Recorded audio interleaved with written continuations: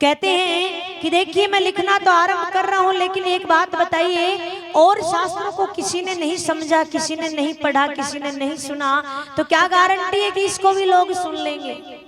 नारद जी ने कहा आप भगवान पे विश्वास कर कर, भगवान को साक्षी मानकर इसको लिखना आप आरंभ कीजिए। आप सोचिए मत इतना।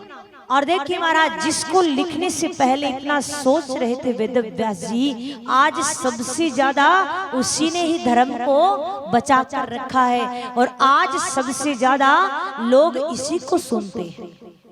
वो क्या है? श्रीमद् भागवत। आज सबसे ज्यादा सुनते हैं लोग, जिसको वेद व्यास जी लिखने से पहले इतना विचार कर रहे थे। अब वेद व्यास जी लिखना आरंभ करते हैं, और कहां से लिखना आरंभ करते हैं? सबसे पहले वो महाभारत के प्रसंग से लिखना आरंभ करते हैं। अभी अभी तुरंत युद्ध महाभारत का खत्म ही हुआ है,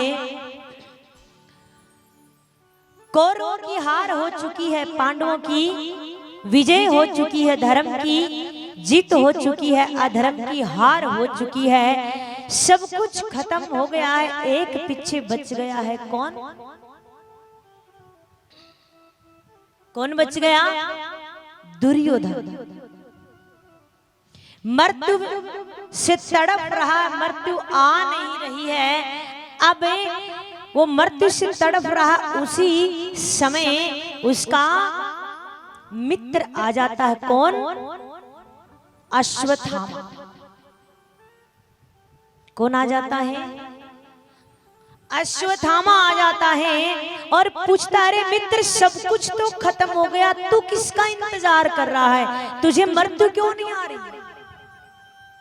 कहा मित्र बात तो ठीक है, लेकिन मैं बस इसी चीज का इंतजार कर रहा हूं कि मुझे उन पांचों पांडवों के कटे हुए सर चाहिए।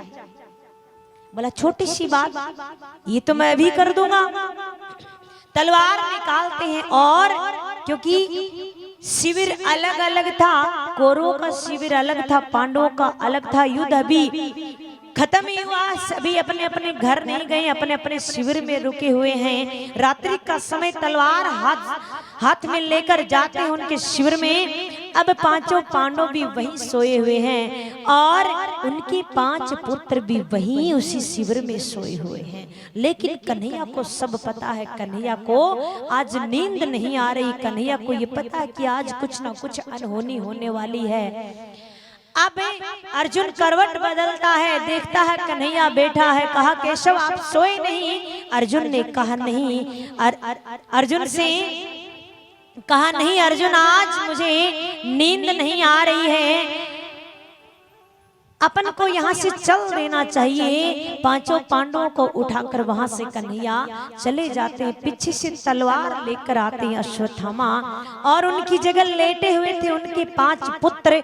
वो पांडव समझकर पांचों के शीश काट लेता है और परात में रख कर लेकर जाता है। दूर से दुर्योधन देखता है, बड़ा खुश होता है, ओ 5 पांडव मारे गए, मेरे दुश्मन आज मारे गए। और एक बार खुश होता है, लेकिन सोचता है एक बार देख तो लूं उनके कटे हुए शीश कैसे लगते हैं। जैसे उन पे से कपड़ा उठाता है, देखता है कि तो 5 पांडव नहीं, उनके 5 पुत्र है। जोर जोर से रोने लग जाता है कि अरे अश्वत्थामा तूने ये क्या कर दिया?